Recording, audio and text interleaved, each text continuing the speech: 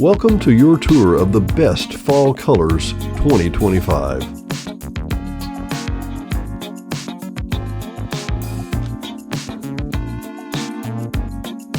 Brought to you by Janae Cook, Taylor Realty Group, 501-617-9747. Don't delay, call Janae. Brought to you by M-Force Capital, Joanna Horton at M-Force Capital, 501-922-9259. Your local professional in Hot Springs Village. And literally like your good neighbor, Ike Eisenhower, your State Farm agent.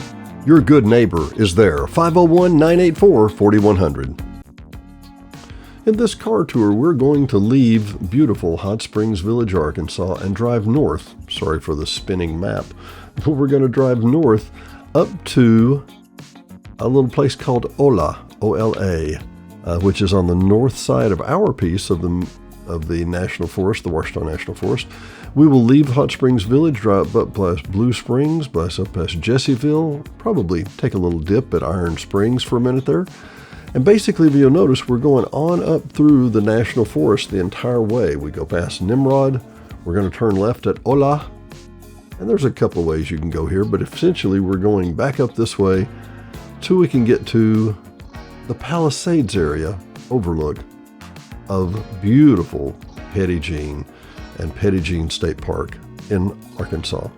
We are leaving. This is DeSoto. This is just as beautiful as it is on DeSoto Road. We're actually heading from the Lake DeSoto area back toward the four-way stop, as we call it. And a beautiful, beautiful day, beautiful, beautiful area. I believe this was the 7th or 8th. Yeah.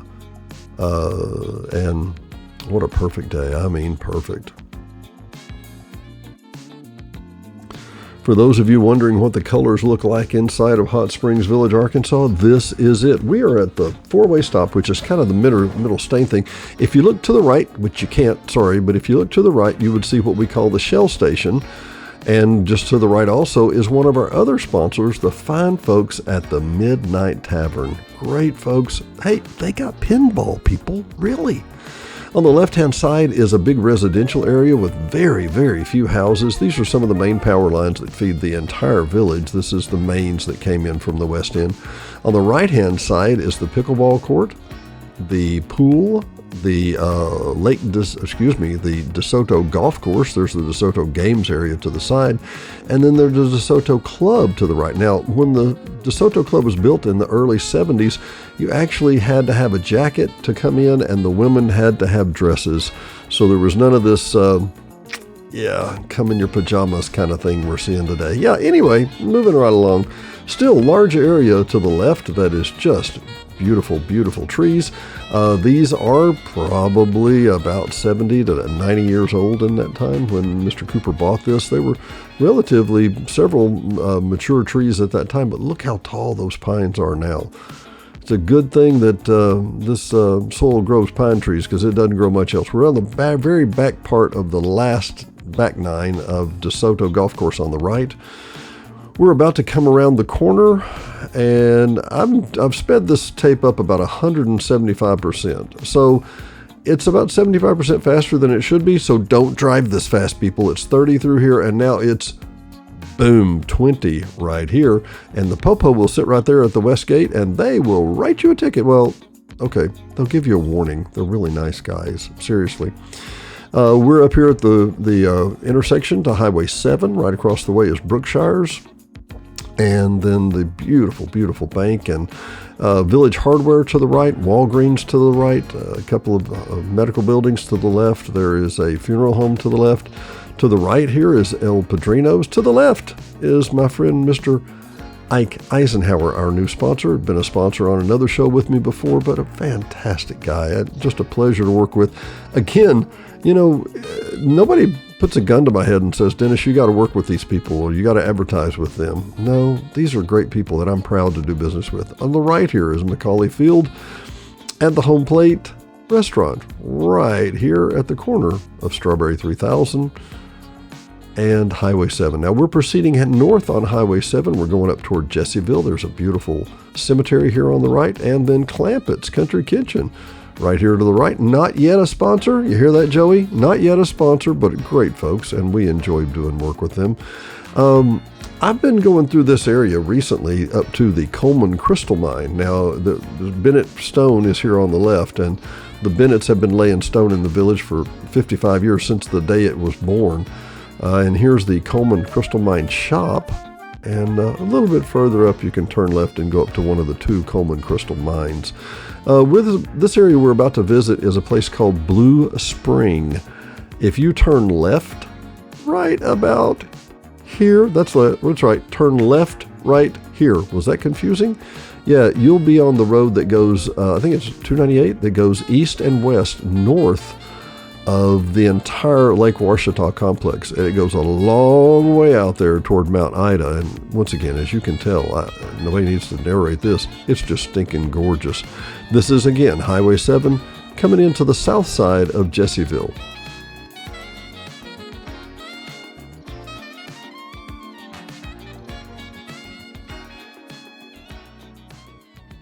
Denny's Body Shop to the left here.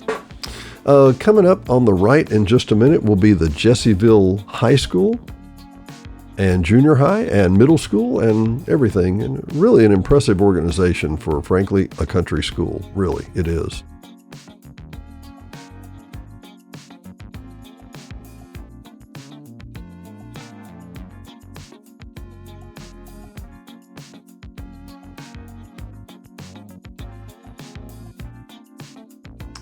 Coming up on the right is the school complex. That is Jessieville School. On the left, right there, that is the Shack. Probably the best hamburger in the area, but they are cash only. I repeat, cash only. So if you come and you've got a debit card and you got to go get cash, they'll ask you to leave a shoe or something like that. The National Forest Park working area is to the right there. That's kind of their work camp center. The National Forest Visitor Center is literally to the left, right there. It is a great place. Lots of resources for kids. Lots of great material. Is this in the National Forest? Not exactly. Not yet. We will be shortly. There are some roads here that really kind of define where things are. It makes a lot of sense when you're there. This land, much of this land was owned by Weyerhaeuser. They had a million plus acres in this area, and Weyerhaeuser actually bought that land from Dierks, which is exactly who sold our land to Hot Springs Village so that we could have it. So let me cut the chase real quick. So Dierks Timber Company had about 1.8 million acres. They sold about 20,000, 18,000 raw initial acres to Mr. Cooper, who built from Hot Springs Village from Highway 7 to the Balboa Road. And then from Balboa Road, he bought another 16,000 that went over to the far east side, giving us a total of 26,084 acres. There is the Main Hall Road right there that goes east and west, and that Main Hall Road, you can see the National Forest there in the distance. But the Main Hall Road is exactly what it means. It is a main haul road. That's how they get a lot of the timber out of this area.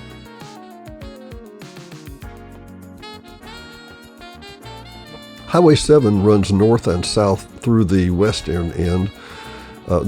the eastern end of the Ouachita National Forest, and we're 30 to 50 miles inside the eastern end of Ouachita National Forest. The Ouachita National Forest goes about 60 miles into Oklahoma, about another 192 miles from this point westward. An amazing complex. It's phenomenal that we have these resources and that people with great vision and a lot of tenacity decided to make an area that is this beautiful and this amazing. They're about to come up to Mountain Time here in just a minute, and that's T-Y-M-E. And right there, if you can turn at Mountain Time, that is the first road that you can take to the east that actually parallels the east-west line. Right there, we just passed it. Sorry, or did we? No, it's right up here at the corner. Yep, right there, and that will take you to the Lake Winona area that you've seen us do so many shows about. This area to the left, by the way, has been cleared in the last 5 to 8 years. I guess they're running cattle there. I'm wishing them well, because it's not really great land for growing cattle. It does great for trees, but not so much. We are now inside. We just passed the Scenic Highway 7 sign. We are now inside the Ouachita National Forest, and is it not glorious? And I mean glorious. Now, we're about to pass over Iron Springs Creek, and right there, and then Iron Springs Road Parkway Restaurant. Parkway is right there to the left. Now, I want to envision, and even at this speed, it's hard to imagine, but this road, this pathway, right there to the right there on the side of the road, that was where in the 30s the Civil Conservation Corps was. And there was a group of men that were young, typically not destitute, but pretty close to destitute young men, who actually went to work for the government, and the government did what they called workfare. And instead of just giving these kids a check, which most of them wouldn't have taken, they would have probably just starved, they actually went to work for the government at the CCC, the Civil Conservation Corps. Now, we're changing counties right now. We just got into Montgomery County. And they built the trails, they built the roads, they built Petit Jean Mountain, the lodge, they built the 198 miles of the Ouachita National Trail, which there's one of the trail points right there. It goes to the east all the way over to Pinnacle Mountain in West Little Rock, and it goes to the west about 60 miles into Oklahoma.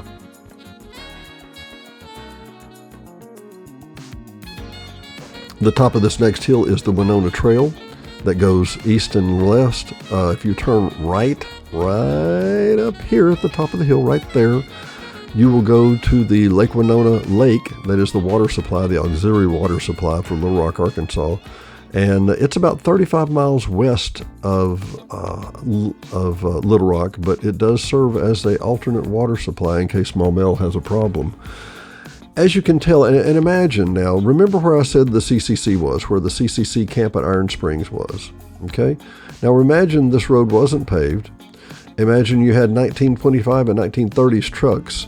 Imagine that you had a few chainsaws and a lot of men and a lot of back strength and one bulldozer, and you could actually build, and I mean build, Petit Jean State Park. It's remarkable what these young men did. It is remarkable. It's said that the average enrollee, and it was partially military, it was kind of military-like, but we're told that the average enrollee that worked with the CCC, I think, I'm trying to remember if they made $20 a month or $30 a month, and then they were to send everything but like $5 back home every month. Basically, so the rest of your family wouldn't starve, but the average enrollee gained 6 pounds in their first year. Now, that's including a lot of hard work, but people were just starving. I mean, this is after the Great Depression.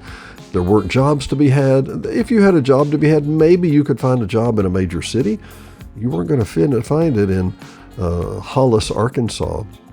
This bridge has recently been restored right here, the one we're traveling over right now. It's kind of sad, because the bridge that they tore down to build that one was built in 1931 by the Civil Conservation Corps.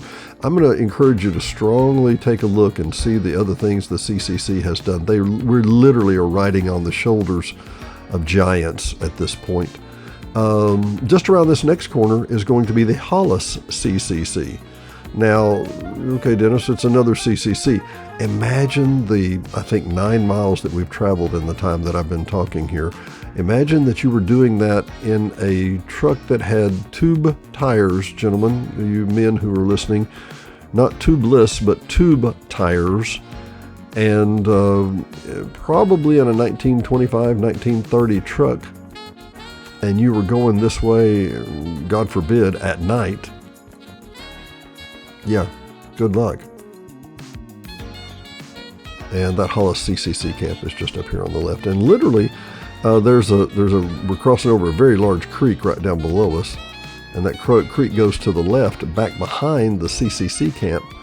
And I encourage you to watch some of our other shows. They're on the left, right up here. Yep, there is the CCC camp. They had a headquarters, they had a big lodge, they had barracks, they had a bakery, they had plumbing facilities, they had woodworking shops. They learned and trained each other how to do things that was just a remarkable idea. It was a great work fair idea.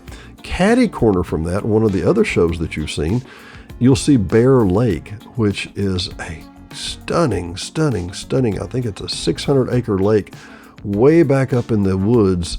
You wouldn't know it unless you had the drone flying over it because they're nearly impossible to see. But this is Montgomery County. This is not Garland County, which is where Hot Springs Village is located. And this trip, I think, if I'm not mistaken, is an hour and 10 minutes, hour and 9 minutes.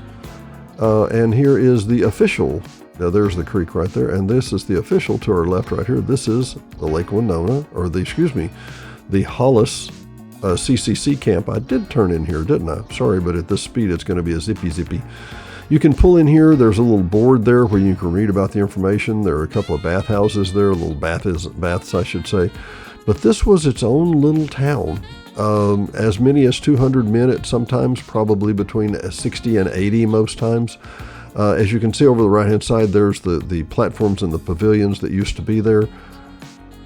Once again, a remarkable, absolutely remarkable feat. Now, you're noticing that there are some cars and trucks just parked on the side of the road, right? Common, right? No. This was the first Saturday, I believe it was the 8th. Yeah, the 8th. This was the first Saturday of modern gun season for people that were wanting to go out and hunt Bambi. Poor little Bambi. And I did. I turned off here like I was going to go to Bear Lake. And my poor lovely wife said, man, not on this road, please, not today. And she made a good point. It was pretty rough and pretty rugged. But and besides, I got off track. Me getting off track. Who does that, right? And this is the Bear Creek that comes out of Bear Creek is South Lafourche Creek that feeds Bear Creek. And this is great for fishing. And I didn't feel like getting stuck in the mud there today. I didn't know how deep it was.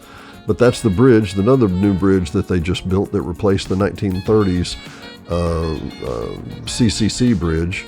And again, the colors this day are just phenomenal. Those of you that are from out of town and wonder, when is the peak season? When do you really get your peak color in Hot Springs and the surrounding area in Hot Springs Village?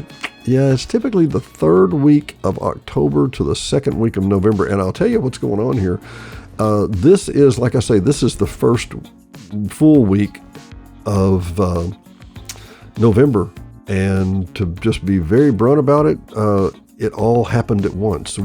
October was nice. It was green. It was just lovely like usual, like it is in Arkansas. And then, hey, we're having fall, and it all kind of fell at once, if you know what I mean. We don't have that many leaves on the ground right now, as you can see in these pictures, but what a epically beautiful day. Epically beautiful day. Now, once again, remember that Hollis Camp is just maybe a mile back from Bear Lake here. And so Hollis was relatively centrally orientated. In one of our other shows, we interviewed Mr. Donnie Crane from the Hollis Country Store. We'll be going by there in just a minute. But Donnie made note, kind of a junior historian in the area and a wonderful guy, but Donnie made note that in the day, Jessieville that you saw that has a school with maybe 1,500, 1,800 kids, that Jessieville and Hollis were about the same size. Now, there's a very important corner coming up right here. Whoops, and I had to turn around. I had to go past the Hollis. Sorry, my mistake. Time to change the tape. Yes, it was. Time to change the film, as we say.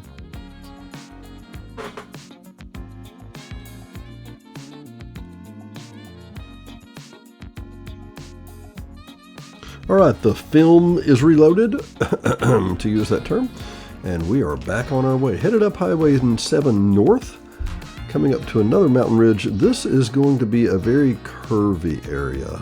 This is one of the reasons that the fine folks from Porsche name it one of the top 10 drives in North America. Beautiful, beautiful area. Remember, we're right in the middle of the National Forest. Probably 10 miles from Ola, maybe, something like that.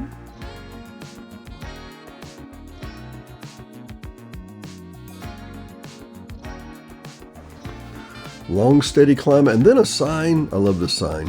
Crooked and steep the next 3 miles, like it has been a straightaway in Kansas for the last, 20 minutes? Nope, not at all. And the colors here at the top of the hill. I personally think Arkansas has the most brilliant colors, and in particular, the Ouachitas have the most brilliant colors because we have so much pine that mixes in with the sweet gum, the holly, the hickory, the elm, the oak. Just an incredible connection, and once again, a beautiful, beautiful day to be in pretty much at this point, western Arkansas, climbing up the Ouachita Mountains, coming over the ridge. If you want to go back to the picture there we had a minute ago when we had the map pulled up, you saw these little ripples. Well, between here and Ola, you saw the little ripples on the topo. Well, that's where we are. And as soon as we come up over the tippy-toppy of this hill, if you look to the right, and I'm not driving too fast or too far to the crooked, you can begin to see back out over the Arkansas River Valley and the Delta. Some really, really beautiful views up here at this time of year.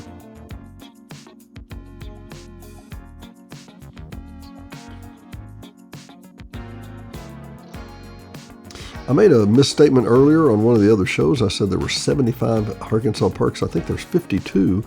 There are 75 counties in Arkansas. And as you can tell, nobody's in this one. Montgomery, Perry, and a couple other counties in Arkansas, they literally do not have 5,000 people in the entire county. But man, what a glorious scenery it is.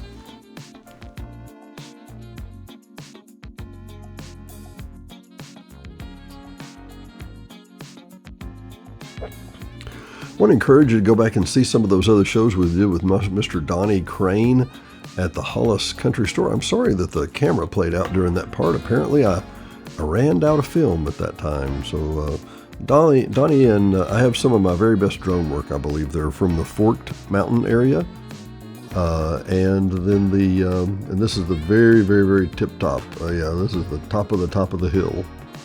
And we'll be going back down from here. But Mr. Donnie Crane knows a lot about this area. He's a wonderful, wonderful guy. I think he, I want to say he is publicity director for Dardanelle, I believe. So he doesn't live in Hollis, but his family has owned that store for years and years and years. And he's pretty serious about promoting that area. Just an absolutely beautiful spot. If you'll notice, we saw the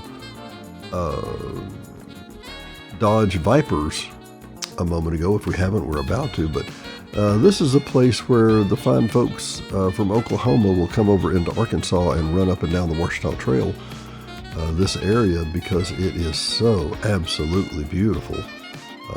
As you can tell, this time of year, it's gorgeous. Many of the, remember when we used to print maps? Remember when you had a map? The good old days? Yeah, back when you had a map. The fine folks with the Arkansas Transportation Department, they used to use a lot of photos up and down this path. Highway 7 was a great place because of the mix. Look at the trees now. You've got some, the basically cream gray, brown oak. You've got some bright red sweet gum and elm. You've got the dark green pines that never change. Yeah, this is just a beautiful area. And this is one more steep, sharp curve right here. Yeah, so I kind of backed up and took a different view of that curve. And once again, cars on the left-hand side. Those are people probably, more than likely, deer hunting on this first day of modern gun season, I think is the phrase they call it. You say, Dennis, why would people, if these areas on both sides have been recently cut over, the big mature harvest and timber has been taken off, why would they do that? Deer love the area between. A deer loves an area that has lots of low browse so they can go chew and eat on everything they want. But then if something frightens them, they can run right into the woods. So an area where there's a transition between field and meadow and older woods, yeah, that's where you're going to find your deer hanging out.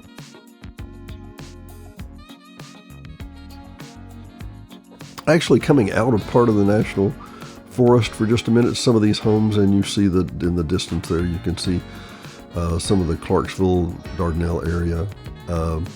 But on the right-hand side here, I didn't do it justice because you can't see out that way yet.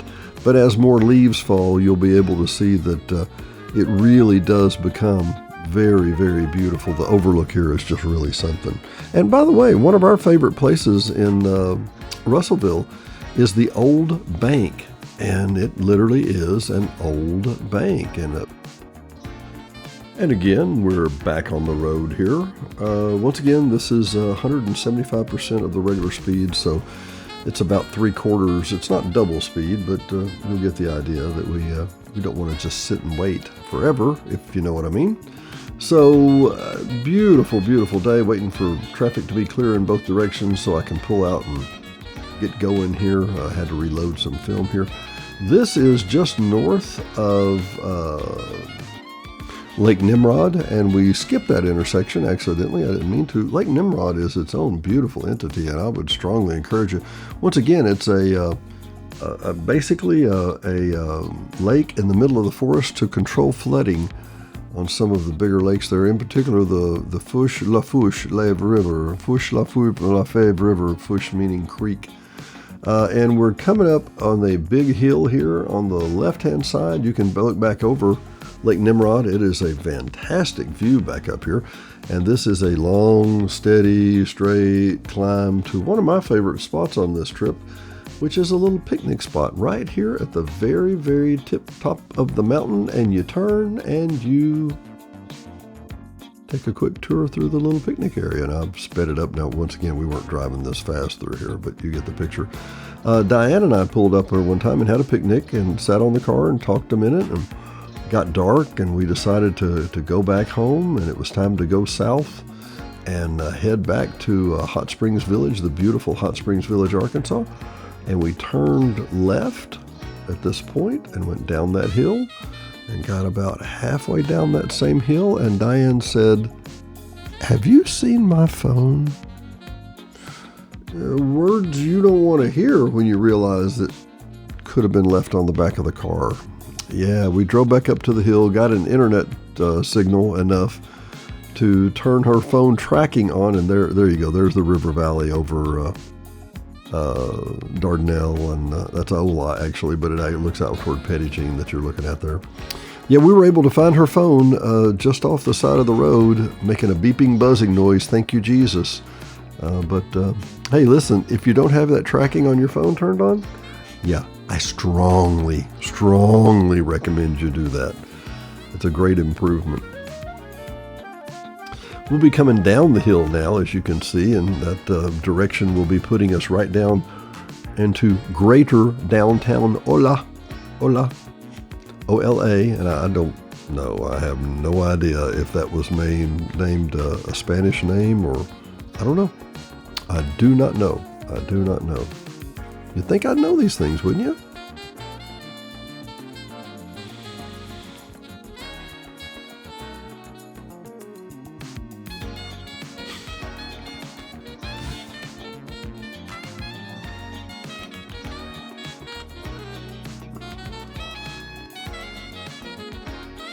Now, about now, if you've been driving, riding, or listening for a while, you may be thinking, I'm getting a little hungry, Dennis. What are we going to do about that?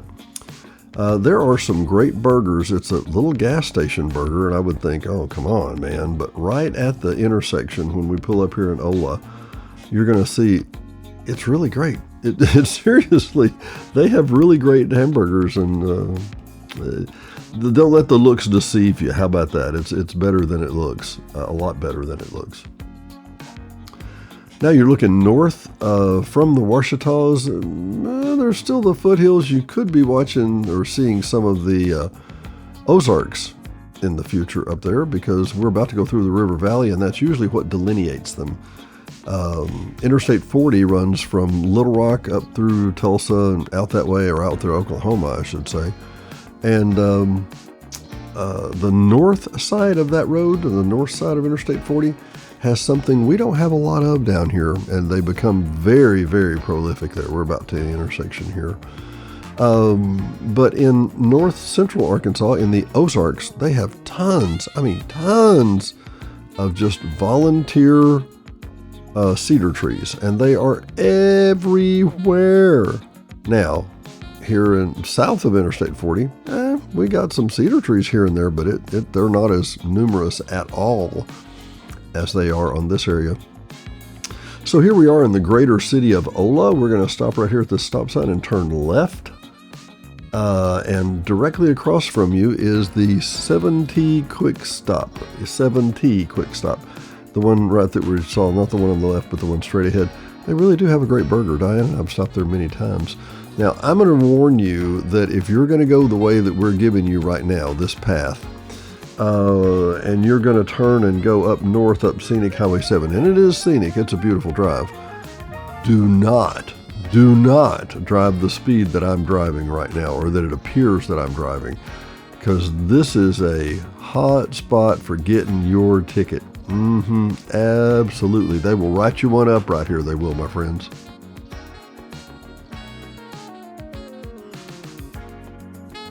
Kind of the area between the Ozarks and the Ouachita, it's a little bit of the foothills of the Ozarks, and just kind of rolling, beautiful hills, great meadows. A lot of people do grow field crops down here, and as we get closer to Petit Jean, as you get closer to the river valley, there's a lot of farms down that way. The sign we just passed was for one of the wilderness areas that is near Petit Jean. This little road, Highway 7 here, is a great access point back to many of the areas, Keeland Lake, and many of the other properties. The Petit Jean River goes through here. There's a Petit Jean Wildlife Management Area. Barger Ridge goes up this way. It's really a beautiful, beautiful, beautiful area. But we're going to take it all the way up to, now I'm not making this up, we're going to go to Centerville this way, downtown greater Centerville. I know. And we're going to turn right at Centerville and go the back way. And boy, you talk about a beautiful, beautiful trip up to the top of the mountain. Once again, I'll reiterate that this elevation is typically close to or around the river valley bottom, which is going to be 200 to 300 feet elevation, maybe 500 feet elevation. But as we get up to the mesa that is Petit Jean, it raises up to 1,250 feet in some places, and typically it's at least 850 in most other places. But like I say, they have an airport. They have their own airport runway, I should say. They have a Bailey Lake, and then Lake Roosevelt is on top of there too. They have a 95-foot waterfall, one of the tallest, if not the tallest waterfall in Arkansas. About 20 miles of hiking trails inside of the 3,471 acres that make up the Petit Jean State Park, and it is a gem, #1 park in Arkansas.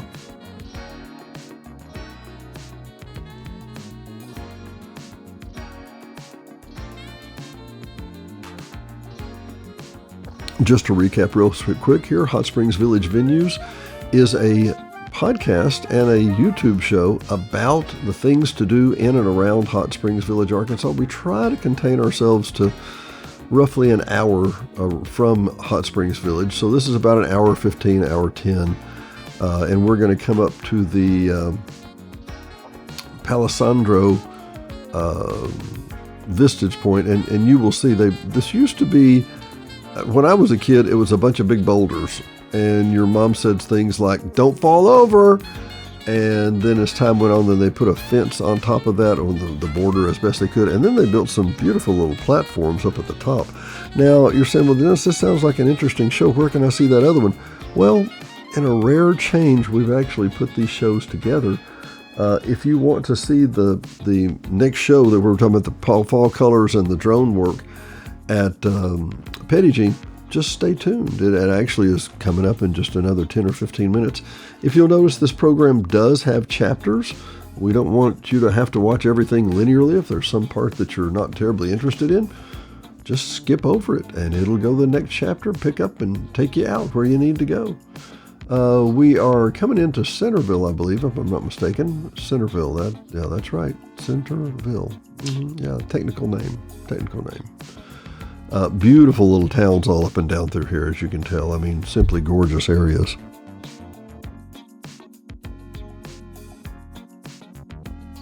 take a right at Centerville, and we are, I think it says 7 or 11 miles from Petit Jean, but this is one of the most beautiful little drives you'll find, particularly at the golden hour, and that's what time we're doing this right now. The golden hour is typically the hour or hour and a half before sunset, and that hour the sun has to shine diagonally as opposed to vertically down on us. So by shining diagonally, it goes through more of the Earth's atmosphere, and because the waves are longer and the look is longer, we get a golden look. So it's typically the golden hour. It's when the colors get most beautiful, and it's photographer's tip here. It's the best time of day to shoot. Morning is great. Morning gives you the exact same thing. You do get a golden hour, but Diane and I are early risers for one. But the other part of that is that in the evenings you actually get a little warmer glow, ironically, because there's maybe a little more dust stirred up, a little more pollution, and it puts more of a little bit of a haze, a little bit of a filter. But it also looks a lot warmer and a lot more gold. So tips for great photographs. Yeah, go out at the golden hour and shoot away as we are from the sun, and you'll see a beautiful view. That is Petit Jean Mountain in the distance.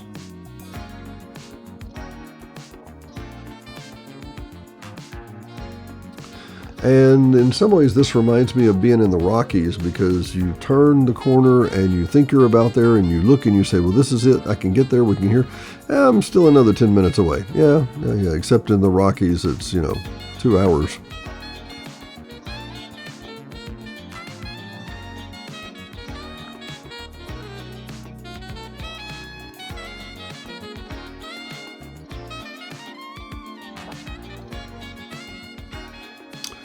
And for what it's worth, like I said, this was recorded November the 8th. The colors here in the River Valley are a lot more muted than they were in Hot Springs Village when we left.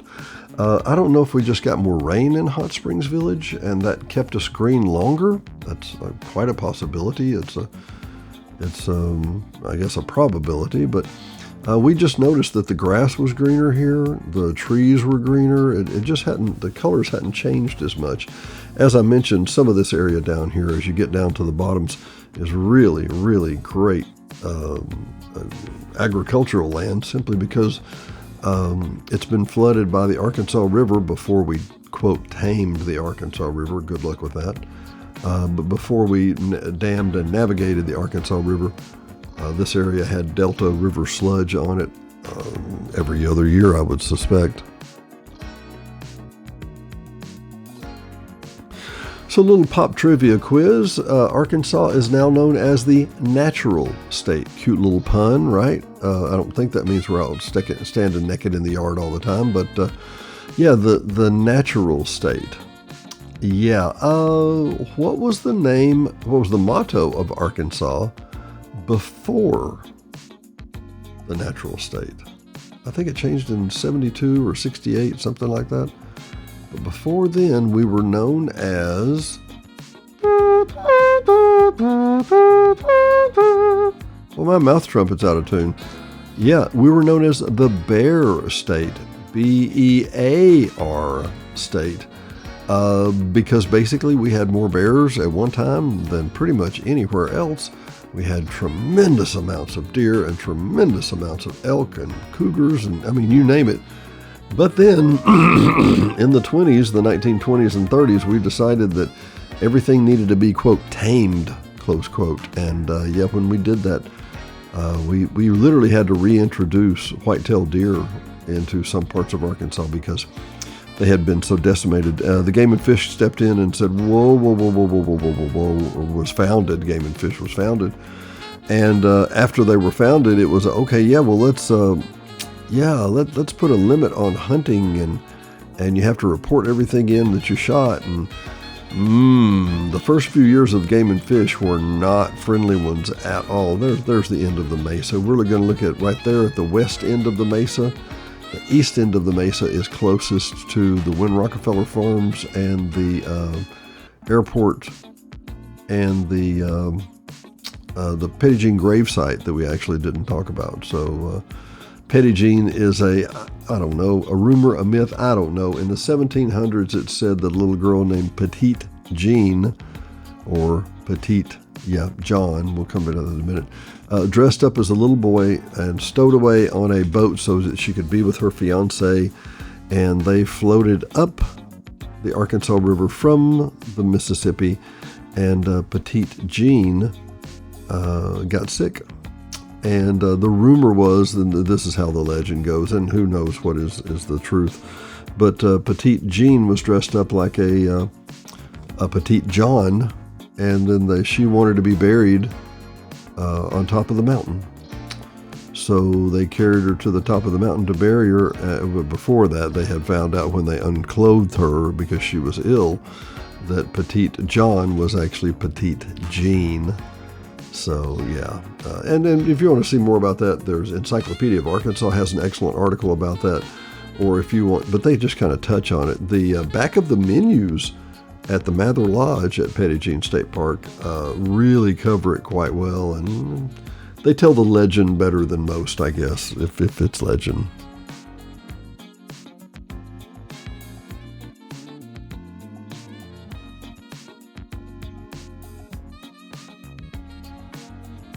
If you'll notice, the shadows are getting longer, and it is a little later, and the colors are getting more golden. Beautiful, beautiful, beautiful time of year here in Arkansas. And we're about, you saw that from a moment ago. You saw the mesa that we were coming up to. Yeah, we're about to put it in Grandma and start going up this hill, and things change a lot and really quick when you start going up this hill. Now, when you get to this area, you're going to be at the top of Petit Jean, and from Petit Jean you can look over and see Nebo, which is a really, really awesome place. There's another state park on top of it, and from there you can look to the west of that and see Mount Magazine, the highest point in Arkansas, that's around 3,100, 3,200 feet. So part of where we're going is going to be around 1,200 feet. Most of the village maxes out about 1,500 to 1,600 feet. Mount Magazine, it's in the 3,000s. Sometimes quoted as being the highest point between the Appalachians and the Rockies. Debatable based on how you define that. If you'll notice, we're kind of going up the hill a little, and then we're gonna, in just a minute, start going up the hill a lot.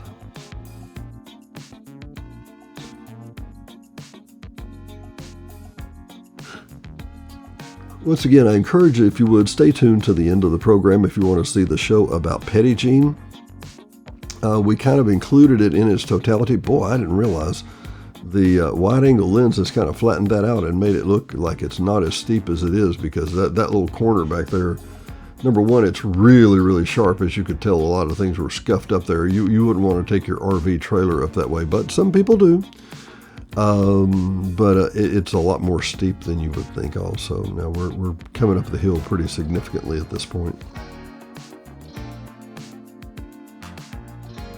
See all the stonework on the right-hand side? That was the CCC stacking that stone probably close to 9,500 years ago. And there are some beautiful trails to the right here where this area is. I think the Bear Cave is in that area, a couple other things.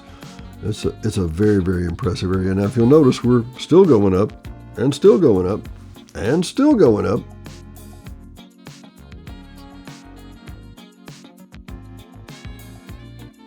And I think we're just about at the top of the hill. Yep, here we come to the intersection. This is 154, and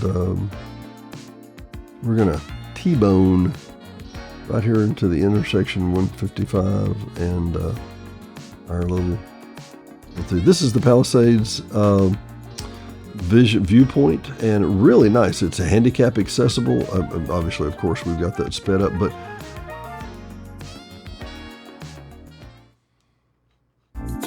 welcome to the glorious fall colors of Petit Jean State Park.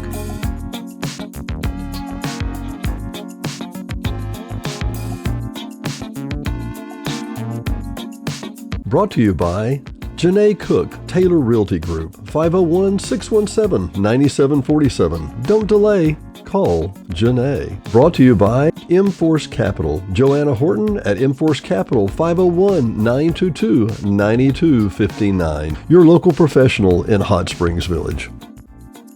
Petit Jean State Park, located near Morrilton, Arkansas, is 3,471 glorious acres of some of the most unique and distinctive topology and geography in all of Arkansas, known as the most popular state park in Arkansas for a lot of reasons. It was the first, and obviously, you'll see why, one of the most beautiful you'll ever note. We're flying over one of the observations points right now on our way to Mather Lodge. Mather Lodge was built by the CCC and the WPA in the late 20s and early 30s. Simply, absolutely glorious.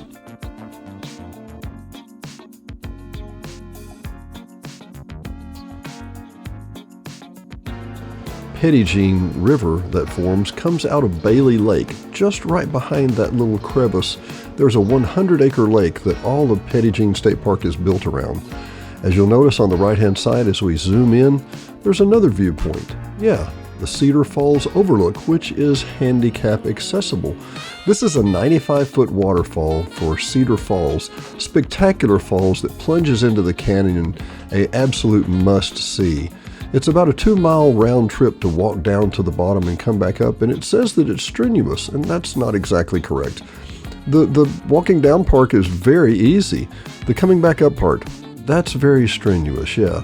As you notice on the right-hand side, the barrier-free walkway with an elevated vantage point to the entire waterfall and the canyon from above is a beautiful, beautiful area. And actually, it's rather a short walk from Mather Lodge, which is the beginning point of Petit Jean State Park.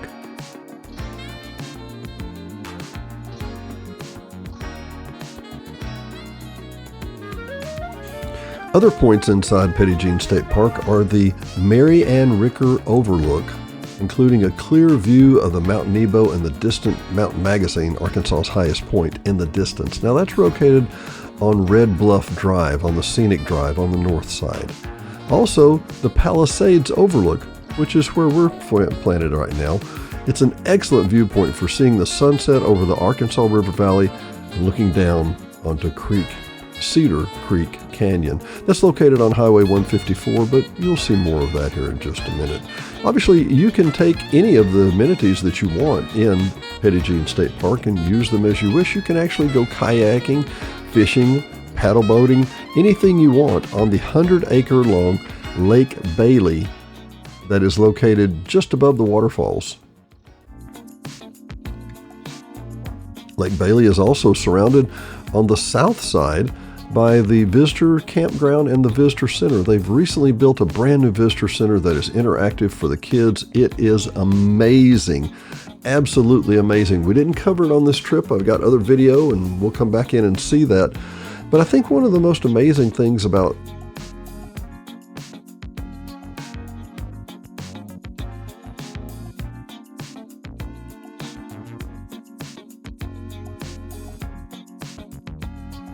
the Petit Jean State Park is the other amenities. There's incredible geology here. And actually, you have to understand, as you're driving, and this is on Highway 7 as we're coming up to the area, we're actually going to do a quick trip that goes through the unbelievable colors here of the Ouachita National Forest. And this is a little intro to that part. I wanted to show you this. This is the way that we got up to Petit Jean State Park, right there, beginning basically at Iron Springs Recreation Area. A magnificent overlook and magnificent area that you don't want to miss. And this is what part of the Highway 7 looks like. Now, Porsche calls this one of the top 10 drives in North America. There goes a Viper, there goes a Viper, there goes a Viper, and there's a Viper, there's a Viper, there's another one, there's another one, there's another couple more if I'm not mistaken. The one of the Oklahoma Viper clubs, if you're not familiar, it's kind of a Dodge version of a Corvette, but it's got a V10 engine. It's a massive, massive engine. But they love to come run these roads between Oklahoma and Arkansas. We've actually run into some of these guys before. They are super, super kind. They let our granddaughter sit in one of the cars, and we took some pictures with her. A glorious, glorious drive. But this is what part of Highway 7 looks like. And once again, Porsche of America calls this one of the top 10 drives in North America. Now, why would they call that one of the top 10 drives? Oh, because it's hilly and curvy and screaming fast, if you so wish. By the way, the reason all those Vipers were backed up is because, well, oh look, there comes the Toyota. Now we skip ahead to Highway 154, right up on top of Petit Jean Mountain. A glorious, glorious place. Look at the geology. Look at the mushroom rocks. Those are actually from leftover lava. An amazing, amazing place. Mather Lodge, what we looked at earlier, was a historic 24-foot room lodge that was built in the 30s, and we'll do another show about that. It's just simply too good to miss. All of this footage is just incredible, and I tell you what, while you're looking at the pretty colors here and the pretty pictures, I'm going to read you the history of this 3,471 acres inside Conway County, Arkansas. The natural beauty of Arkansas's first state park, Petit Jean, inspired the creation of the state park system, which now includes 75 parks in 75 counties. Situated on Petit Jean Mountain, this park encompassed forests, ravines, streams, rivers, creeks, vistas, and the unusual geological formations found today. Today, Petit Jean is Arkansas's most popular state park. Popular legend hold that the mountain got its name from the story of a young French girl who in the 1700s disguised herself as a cabin boy so that she could secretly join a company of explorers to accompany her fiancé to the New World. Petit Jean in French, or in English, Little John, became fatally ill while the explorers were visiting the mountain and requested to be buried there. The idea of creating a national park from a lumber company land holdings on Petit Jean land originated in 1907. On a trip to inspect its operations on Petit Jean Mountain, officials and shareholders of the Fort Smith Lumber Company decided it was too expensive to log the Seven Hollows area, hint, hint, wink, wink, and the canyon areas for the company's timber holdings. Instead of selling the scenic area, it was discussed by Thomas William Hardinson, a lumber company's physician, that the land be deeded to the local government for a national park. Hardin headed the campaign. The campaign for the national park ended in 1921 when Stephen Mather, director of the National Park Service, decided that this parcel of land was too small to merit national endorsement and administration. Harrison and his associates approached the Arkansas State Legislature, and state officials embraced the idea of developing the park for a state park. In 1923, Petit Jean State Park was officially established, and I think you can see now why. Is it not just glorious? Now, this was a beautiful day. I think this was late October, and that's usually about the time that the colors in Arkansas peak. But the sky, the colors, the trees, everything were just glorious at that time. It's truly a treasure you don't want to miss.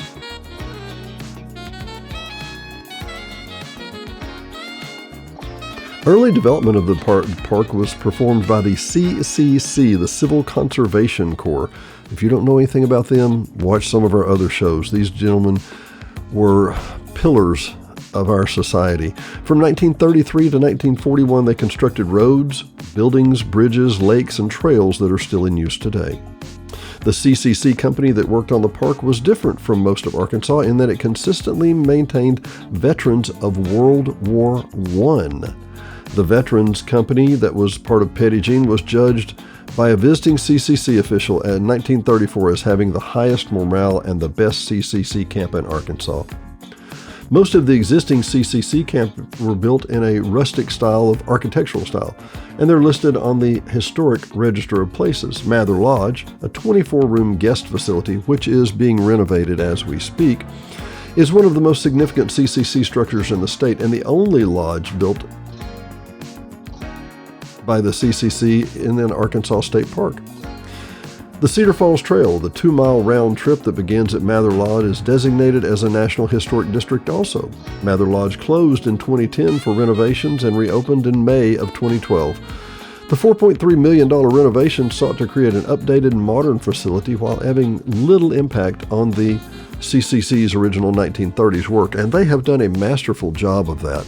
I will make another show, I promise. This is just way too much to fit into one show. The CCC Lodge was built with a chainsaw, a dump truck, and dozens of men who became masons. They learned how to become masons. They learned how to become carpenters. And basically it was an instruction service. Instead of welfare, it was called workfare of sorts. And the intentional purpose was to keep these people employed so that their families and themselves did not starve. And I'm not exaggerating, people. When this unit was renovated in 2012, they actually added on a huge A-frame formation with massive, massive wooden pillars and glass walls that look out over the valley that we're looking out now for the sunset that happens every day, of course, but it is unique and beautiful and different every time you see it.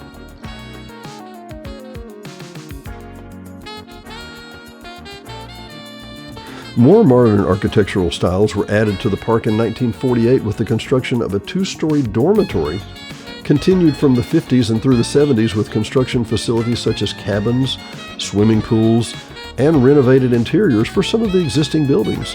There is a group, if you saw the Mather Lodge as we flew over, you'll see back behind there's some roads that just kind of loop around. There are 1 and 2 bedroom cabins that are literally on the edge of the rim that you can use and rent to see these glorious colors. It's an unbelievable facility.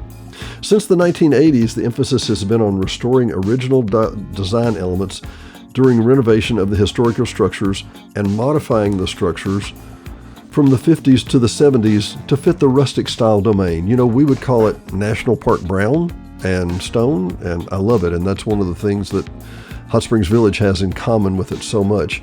There is a pioneer cabin that was a preserved 1845 one-room cabin offering a glimpse of the area's pioneer history. You can go to the CCC Water Tower, that's the Civil Conservation Corps Water Tower, literally in the parking lot of the Mather Lodge. And then across the way, I'll tell you the rest of it, there is a unique feature of this entire place, and that is as you're driving along the river belt bottom, which is Morrilton and the river delta in that area, there's an 850-foot mesa that just rises up out of the riverbed, and that is Petit Jean. Now, they have their own airport, that's MJP, Malvern Petit Jean. They have their own museum of automobiles, and partially some of this side of the other side of the mountain is owned by the Rockefeller family, and they do a tremendous amount to keep this area vibrant, alive. They sponsor the Museum of Automobiles, open every day except New Year's and Christmas till 5, and we've got to get up there. It's been 30 years since I've been up there. It's an amazing place.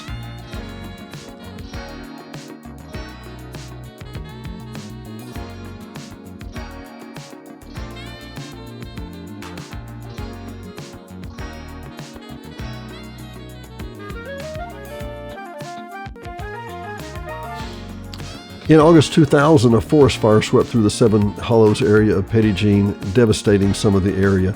Burned about 864 acres as well as some private land. Once again, the entire top of Petit Jean is not just one large state park. It's a mixture of private land and public land. And the Rockefeller Foundation owns much of the land. They actually run cattle on the far eastern end of the property. Some large trees were killed, but life returned to the area quite quickly. Wildlife, including rabbits and quails and many other birds, have found the area's dense underbrush to be perfect habitat. The park also offers lodging and cabins and campsites. The lodge has a restaurant and a gift shop, amenities that include a bathhouse, 2 swimming pools, playgrounds, a lighted tennis court, a softball field, an outdoor amphitheater, fishing boats, paddle boats, and a boathouse with a snack area and a game room. At the Visitor Center, the interpretive exhibits and brochures detail the park's history and the environment. I really am not even scratching the surface here. The park has 2 lakes, Bailey Lake and Lake Roosevelt. They're both annually stocked with catfish from the Game and Fish Commission. There's also a fly-in campground, as we mentioned, Petit Jean Airport, which is owned by the state park. Petit Jean opened its new 17,000 square foot Dr. T.W. Hardinson Visitor Center in 2020 in December. The park system provides trails, 20 miles of interconnected trails that range in length from a quarter mile to 12 miles. The trails had two unusual rock formations, the Turtle Rocks, as we saw, and the Shelter Rock Cave House, and the Bear House. The park's historical elements include fern fossils dating back from 300 million years ago.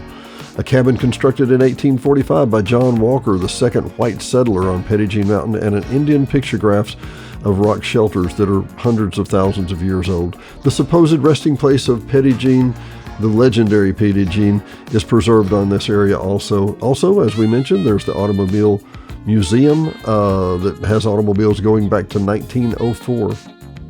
Incredible facilities. And actually, I can't say much more. It's just, you need to see it. You can go to arkansasstateparks.com, learn more about this area. There are several annual events. There's an Eagle Awareness in January coming up. They have hikes and hearts and hugs in February. They have Wildflower Weekend in April, a swap meet at the Auto Fair in June, Fun and Games Day on July the 4th, Fall Senior American Day in October, Mountain Man Rendezvous in November, which is a huge hit with lots of people, and a Christmas time open house in December. During the summer, Interpretive Parks interpreters take people on guided trikes and nature walks, workshops, plus events planned throughout the area. And now, as is always my pleasure, it's time for me to be quiet and you to see and experience the stunning beauty of Petit Jean State Park near Morrilton, Arkansas. I encourage you, this is the weekend to get out and do it. Come and see Petit Jean State Park.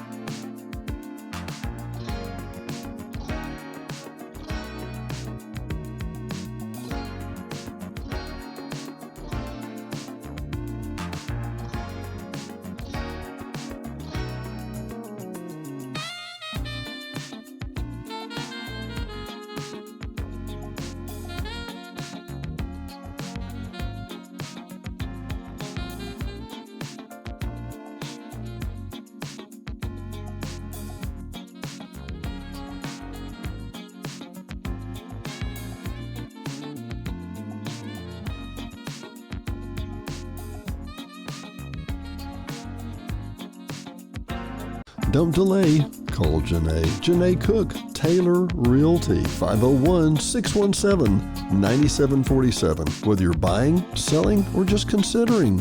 Oh, we don't need a realtor yet. Yes, you do. Don't delay. Call Janae. 501-617-9747. Call 501-922-9259. Joanna Horton at M-Force Capital. She can offer a complimentary financial evaluation planning session just for you and your needs. Once again, 501-922-9259.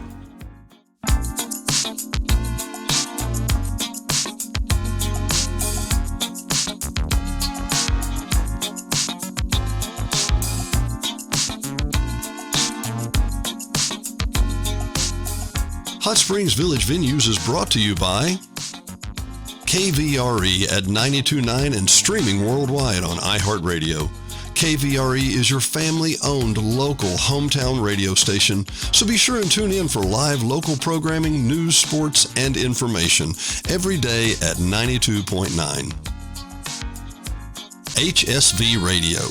HSV Radio is heard every Saturday morning at 9 a.m. or streaming on any of the major platforms. Hot Springs Village Radio is an eclectic mix of music, motivation, great music history, and Saturday morning fun. Join us every Saturday morning at 9 a.m., 92.9. And brought to you by the Hot Springs Village Voice, Hot Springs Village only newspaper, also serving all of Saline and Garland County.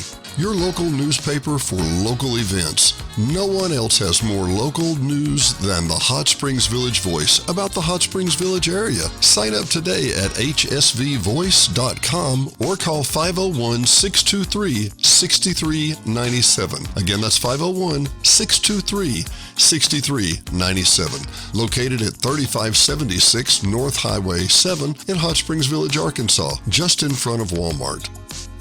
Brought to you by Gotta Go Vacations. www.gottagovacations.com. Troy Woods and Patrick Cunningham at 501-204-4805 can help you with any of your travel needs. Patrick and Troy have been airline stewards for decades, and their experience and their travel can serve you well. GottaGoVacations.com, again, that's GottaGoVacations.com, can help you book the perfect tour for you. Whether it's a riverboat cruise up the Mississippi or the Rhine, these guys are who you need to call. 501-204-4805. Troy or Patrick, 501-204-4805. GottaGoVacations.com. D&D Village Properties. Hot Springs Village only short-term rental with over 2,100 five-star reviews. All properties are lakefront. They include complimentary kayaks, hot tub, pet-friendly, and a stunning view of the lake. Visit DD Village Prop today for your vacation getaway.